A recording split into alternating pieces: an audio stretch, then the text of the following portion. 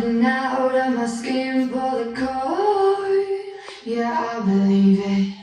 Oh, the past is everything we were to make us who we are. Cada poeta tem a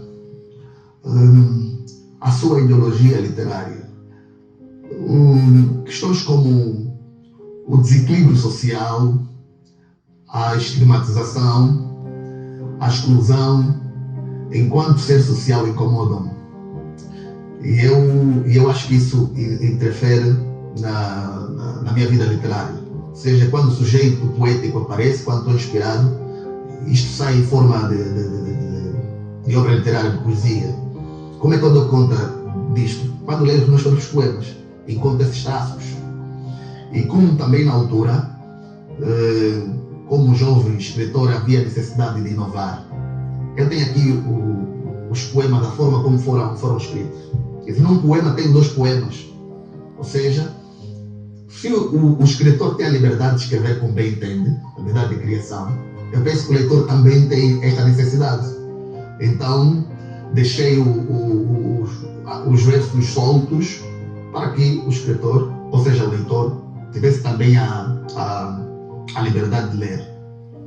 Tenho aqui o poema Calçada das Decepções. Ele vai ler: tempos idos, coração entrega nostalgia. Tempos idos, coração entrega nostalgia.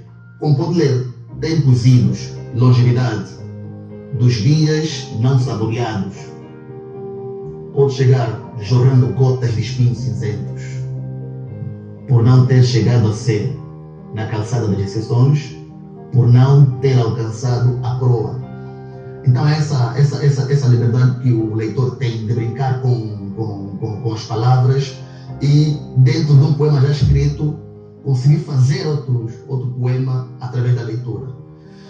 Isso foi considerado poesia experimental pelo Dr. Abreu Pache e enfim, pegadas do passado. Na verdade, há sempre algo que nos inquieta, que nos leva a escrever, não é? Questões externas da sociedade, questões também internas, da própria vida da pessoa.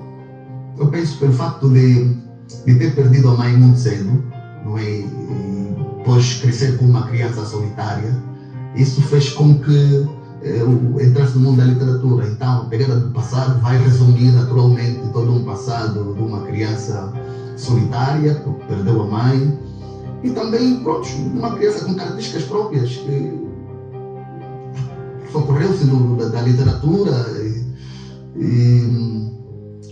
de outros ofícios para poder sobreviver deste vazio. Então, e também uma criança que nasce num país, na altura, em guerra, não é? Que eu sou de 83, nasce num país em guerra, e tudo aquilo que víamos pela televisão, o medo de ir à guerra, porque já tínhamos até nos recenseados, tudo isso influenciou o mundo muito conturbado, quer interno, quer externo, as atrocidades que nós víamos pela televisão, tudo isso influenciou. Então, como escritor, naturalmente, devia colocar no livro, até porque a literatura acompanha os vários períodos históricos, não é? É só pegar o livro do Agostinho Neto, Sagrada Esperança, ler os Contratados ou A Deus Hora da Regada, vais perceber que no tempo de Agostinho Neto, no contexto dele, naturalmente existia a opressão colonial, existia a escravatura. Então está lá muito bem patente, não como um documento histórico já perceptível, mas como simbolismo, não é, daquilo que foi as atrocidades do sistema colonial e a força que os nossos nacionalistas tinham para derrubar, e conseguiram, eram todos jovens, conseguiram proclamar a independência, não é? Porque a nossa descolonização tem muito a ver também com a nossa literatura. Aliás, Agostinho Neto escreveu: o meu desejo transformado em força, inspirando as consciências desesperadas. E em 2008, como já era um jovem muito insistente, na altura o escritor Adriano Botelho Vasconcelos decidiu então publicar esta aqui é a minha primeira obra literária, intitulada Pegadas do Passado, na coleção Primeiro Livro. Esta obra, quando eu remeti o manuscrito, ela tinha um volume, não é? Mas passou do crivo até ela ficar assim tão pequenina. Ela tinha um prefácio da doutora brasileira, especialista em estudo comparado, Kátia, passa o nome, Kátia Frazão, exatamente. Fez um prefácio, mas depois via-se, não, está a começar agora, é importante que os poemas dele falem por si, não entra nenhum prefácio. Então, dizer que no lançamento do livro esgotaram-se os exemplares. Ela estou com o rosto aqui tão novo ainda. E começou naturalmente a minha jornada como um escritor mais ou menos consagrado, porque eu defendo que o escritor não é um produto acabado, ele está em constante construção. Poemas de um tempo de censura, é esta censura que, ao olhar para o livro, vê a censura com S, uma provocação aos críticos. É uma obra poética, polêmica, e eu quis mesmo polemizar. O problema de censura houve um período na sociedade angolana que não se conseguia tecer alguma opinião. Período de uma sociedade dividida entre revus e bajus. E nós, escritores, não sabíamos como nos colocar. Parece que elogiar o outro era sinônimo de bajulação. Parece que criticar o outro por uma atitude era sinônimo de revu. Como é que um escritor vai se posicionar nesse tipo de sociedade?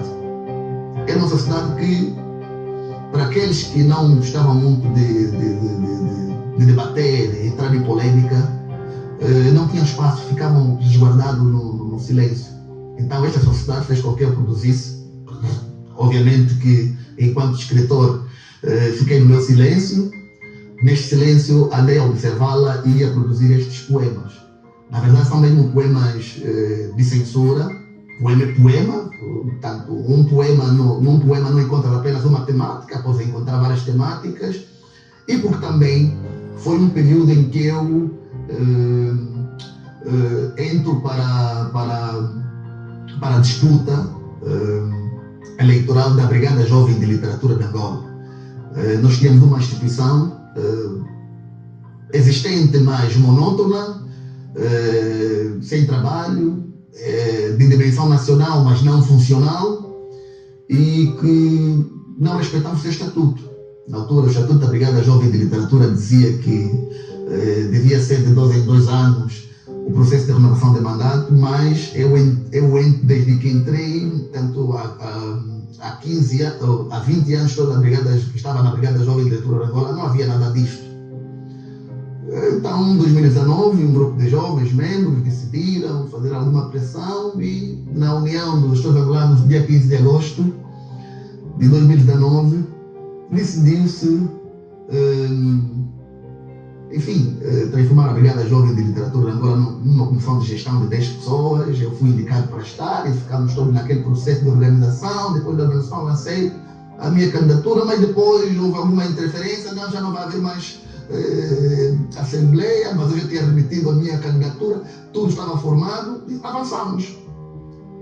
Depois de sermos eleitos, começou então um conjunto de ataques não só pessoais, mas ataques mesmo que tinham muito a ver com a minha integridade física.